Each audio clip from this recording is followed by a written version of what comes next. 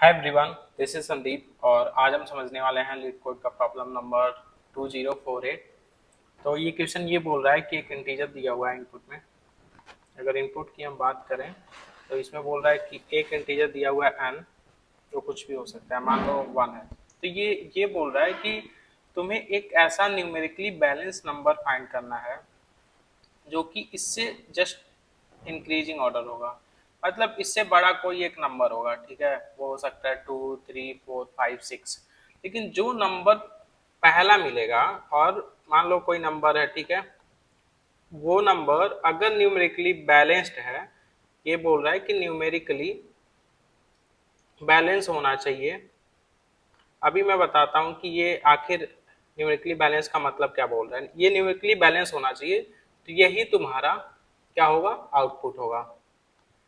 तो यूं समझ लो कि 1 के बाद 1 नहीं, उससे जो बड़े हैं जैसे 2, 3, 4 ऐसे चेक करते जा रहे हो, और जो पहला नंबर न्यूमेरिकली बैलेंस मिल रहा है, ठीक है, वही तुम्हारा आउटपुट होगा। और न्यूमेरिकली बैलेंस का मतलब ये बोल रहा है कि ऐसा नंबर जो जिसमें जो डिजिट है, मान लो नम इक्वल टू अगर 22 ले लिया जाए, तो जिसमें जो डिजिट है उस पूरे नंबर में उस डिजिट का फ्रीक्वेंसी उतना ही है। जैसे अगर यहाँ 2 को देखो तो 2 इसमें 2 टाइम्स है, ठीक है। ऐसे अगर 3, 3, 3 देखो तो इसमें जो 3 है वो क्या है, 3 टाइम्स है इसमें, ठीक है। तो ये ऐसे नंबर जैसे 22 और 333 ऐसे न्यूमेरिकली बैलेंस्ड हैं। अगर 1 भी चेक किया जाए ना, तो 1 भी एक न्यूमेरिकली बैलेंस्ड है, क्योंकि 1 का नंबर ऑफ काउंटिंग इस पर्टिकुलर नंबर में सिर्फ एक बार है। ऐसे ही कुछ और अगर चेक करूं मैं न्यूमेरिकली बैलेंस्ड, तो ये हो सकता है 2, 1, 2, ठीक है। इसमें देखो 1 तो इस पूरे नंबर में 1 जो है वो सिर्फ एक बार है। 2 को देखो तो 2 दो बार है। तो ये पूरी तरह न्यूमेरिकली बैलेंस्ड है। इसका मतलब ये कि इस पर्टिकुलर नंबर में जितने भी डिजिट हैं, ठीक है, वो उनका फ्रीक्वेंसी इस पर्टिकुलर नंबर के डिजिट के बराबर होना चाहिए। तो अगर आप चेक करोगे तो इस पर्टिकुलर नम इक्वल टू 1 के लिए जो पहला नंबर मिलेगा हमें, 2, 3, 4 ऐसे चेक करते जाओगे तो वो क्या होगा, 22 होगा, जो न्यूमेरिकली बैलेंस्ड होगा। तो इसीलिए इस n इक्वल टू 1 का जो आउटपुट होगा वो 22 होगा, ठीक है। तो ये आपका क्वेश्चन है।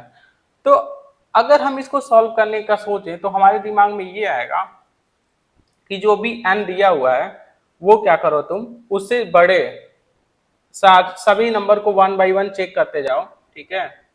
मान लो n से जितने भी बड़े हैं, ठीक है, ऐसे चेक करते जाओ, और जो नंबर हमें मिल रहा है, ठीक है, अगर वो न्यूमेरिकली बैलेंस्ड है, ठीक है, तो वो तुम्हारा आंसर हो जाएगा। अब ये तो तुम्हारा समझ में आ रहा है कि ऐसे कर सकते हो।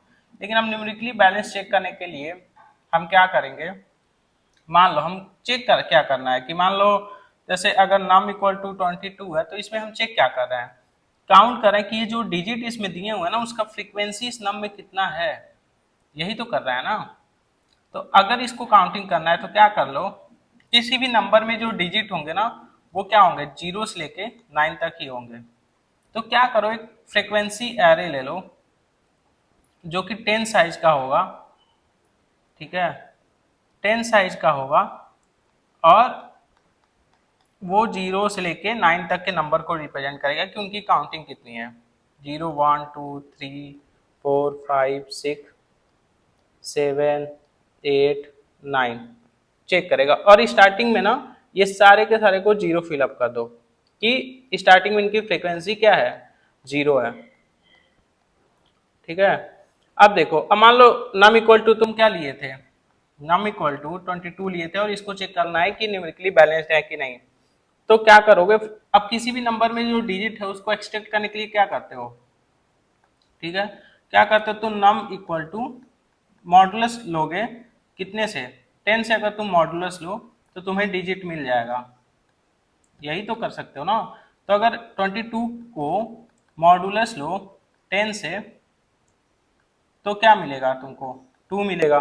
तो 2 का जो काउंटिंग पहले 0 था, अब 1 कर दो, अब इसको लास्ट वाले डिजिट को तो तुम कम करने के लिए क्या करना पड़ेगा, तुमको डिवाइड करना पड़ेगा 10 से।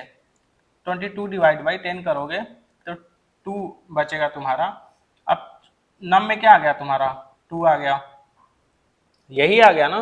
तो इस 2 का भी वापस मॉडुलस लोगे किससे, 10 से, तो तुम्हारा 2 आएगा। तब 2 जब भी मॉडुलस ले रहे हो, ठीक है, और जो नंबर निकल के आ रहा है उस नंबर के लिए वो फ्रीक्वेंसी एरे का इंडेक्स बन जाएगा। उस नंबर के लिए तुम क्या करोगे, फ्रीक्वेंसी इंक्रीज कर दोगे। पहले 1 था तो अब यहाँ पे 2 हो गया।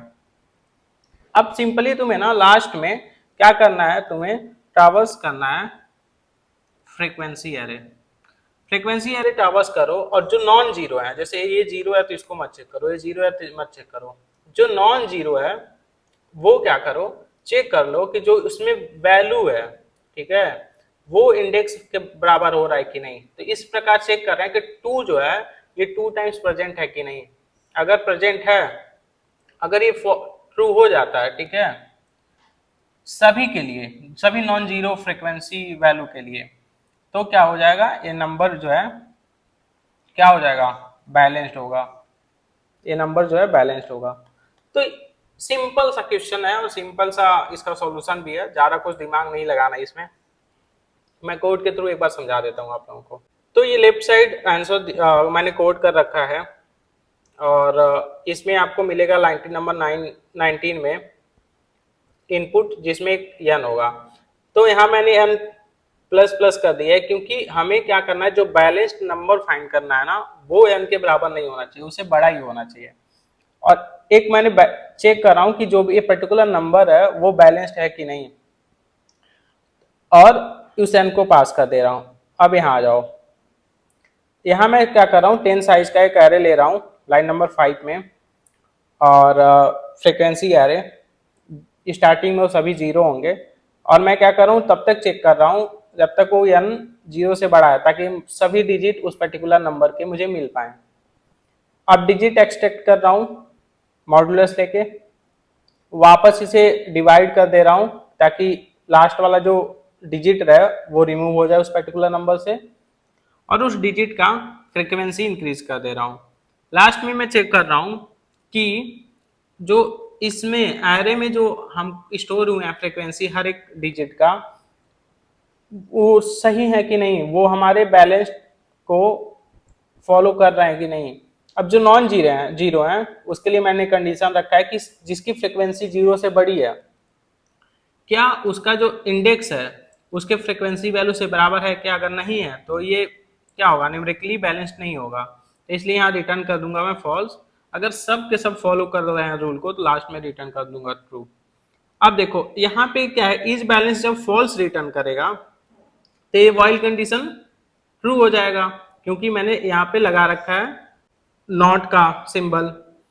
तो जब भी फॉल्स होगा तो एक वैल्यू हमें इंक्रीज करनी है और वापस चेक करनी है। तो जब इस बैलेंस फॉल्स रिटर्न करेगा तो वाइल लूप के अंदर का कंडीशन ट्रू हो जाएगा और वापस हम एक और नंबर को चेक करेंगे। और जैसे ही जिस नंबर के लिए ट्रू रिटर्न करेगा तो ये वाइल कंडीशन के अंदर फॉल्स हो जाएगा और ये वाइल कंडीशन ब्रेक हो जाएगी, और इसका मतलब वो ही नंबर न्यूमेरिकली बैलेंस्ड है।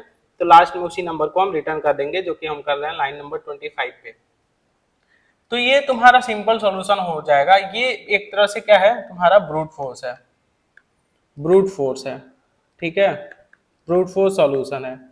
लेकिन अगर तुम चेक करोगे तो जो हमारा n का वैल्यू है ना, वो 10 के पावर 6 आ रहा है कांस्टेंट में। n जो है वो लेस देन और इक्वल टू 10 के पावर 6 है, और छोटा हो सकता है, छोटी वैल्यू हो सकती है 0। तो इस हिसाब से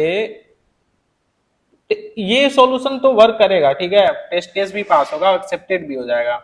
लेकिन अगर इसको और ऑप्टिमाइज करें तो तुमको क्या, तुम एक चीज अगर ध्यान दोगे ना इस नंबर में, तो हमें ऐसे नंबर बहुत कम मिलने वाले हैं। जैसे न्यूमेरिकली जो बैलेंस्ड होगा नंबर, न्यूमेरिकली बैलेंस्ड जो नंबर होंगे ऐसे बहुत कम मिलने वाले हैं। जैसे 1 हो सकता है, 22 हो सकता है, 122 हो सकता है, 212 हो सकता है, ठीक है, 221 हो सकता है। ऐसे ही तुमको ऐसे नंबर मिलते जाएंगे, और मुझे लग रहा है 122 4 टाइम मिलेगा।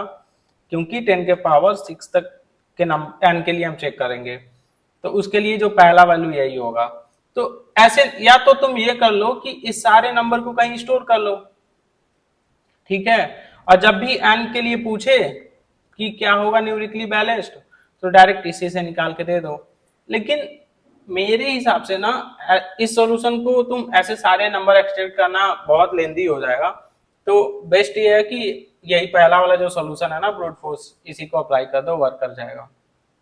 लेकिन इसको भी आप ध्यान में रख सकते हो, क्योंकि अगर इंटरव्यू में कभी पूछा गया तो आपको बता सको कि हाँ एक ये भी अप्रोच है कि पहले ही कैलकुलेट करके रख लो, और जब भी n के लिए पूछे तो इसमें से ही जो जो कैलकुलेट करके रखे हो उसमें से ही आंसर को दे दो। तो ये आपका ओवरऑल सॉल्यूशन है इस क्वेश्चन का। अगर आपको क्वेश्चन अच्छा लगे, समझ में आया हो, तो वीडियो को लाइक करो और शेयर करो। Thanks for watching.